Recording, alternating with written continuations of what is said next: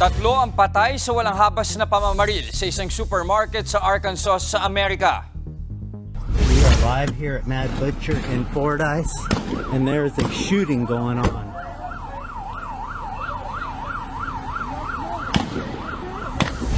Sa video na yan, dinig pa ang mga putok ng baril sa gasolinahan malapit sa supermarket.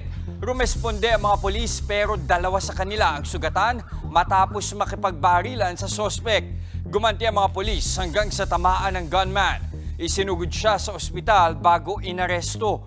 8 sibilyan ang nasugatan, inaalam pa ang motibo sa pamamaril. Sa tala ng Gun Violence Archive, umabot na sa higit 200 ang naitalang mass shooting sa Amerika.